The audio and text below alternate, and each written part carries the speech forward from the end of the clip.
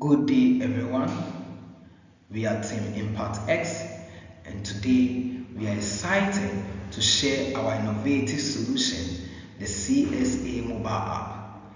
CSA simply means Climate Smart Agriculture. With our Climate Smart Agriculture, it is designed to empower smallholder farmers in Ghana. My name is Prosper Yesuli Gakpleazi. I am joined by my colleagues Rejoice and Mpoetsi. Together, we are passionate about tackling the urgent challenges in agriculture through technology and innovation. Our presentation entails title and team members, which I have already spoken about a few seconds ago.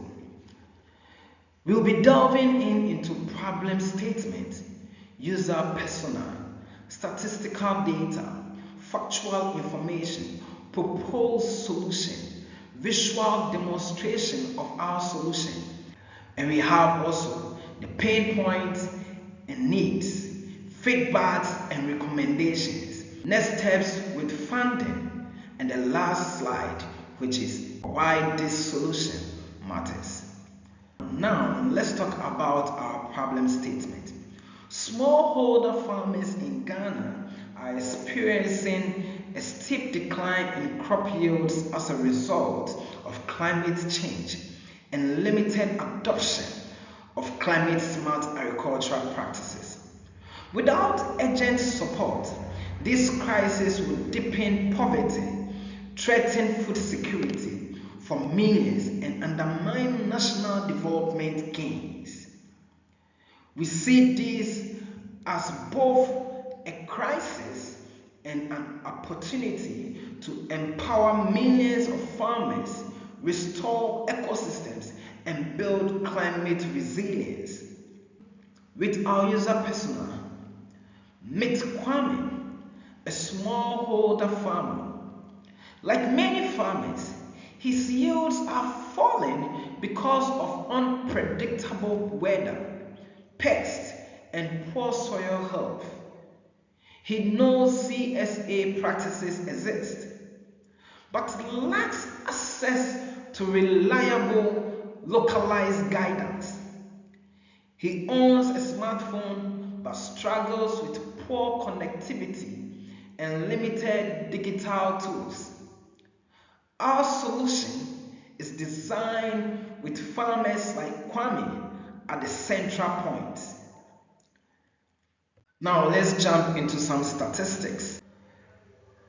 Agriculture is the backbone of Ghana's economy, which has employed over 60% of the population, where males are 39% and then females are 28%. Now on this slide, we can look at the gross domestic product as contributed by agricultural sector. In the year 1999, we had 41.30% contribution to GDP. In 2006, we had 35.40%. In 2009, we had 34%, and then in 2019, which is 2019, we had 15.30% contribution to Ghana's gross domestic product, which shows a total decline in how agriculture contributes to the country's GDP.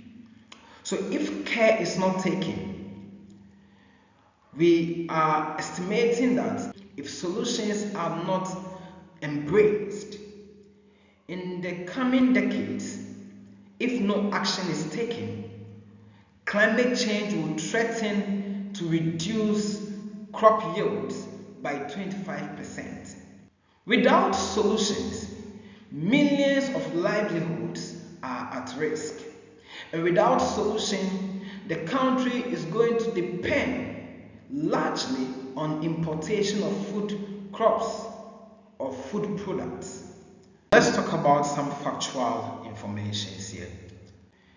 Currently, there is just one agricultural extension officer for every 1,500 farmers, and my dad is no exception, because I remember before my dad would go on retirement in 2013, he was the only agric extension officer for a whole district which was very close to the coastal area, and that area was having a challenge in terms of soil fertility, rainfall distribution, and others. This gap makes it nearly impossible for farmers to access CSA guidance when they need it. Adoption remains below 30%, leaving farmers vulnerable to shocks. This is the gap we are closing. Let's talk about our proposed solution. Our solution is a CSA mobile application which provides tailored guidance on sustainable farming, localized weather forecasts, and market linkage. Over 70% of Ghanaians own a mobile phone, yet access to agricultural knowledge is limited. By making CSA accessible through mobile technology, we can boost adoption and improve resilience and crop yield.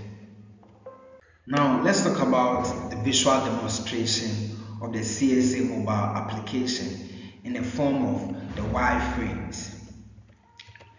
Now, if you look at our wireframe, we've given you at least 6 of our screenshots of the wireframes.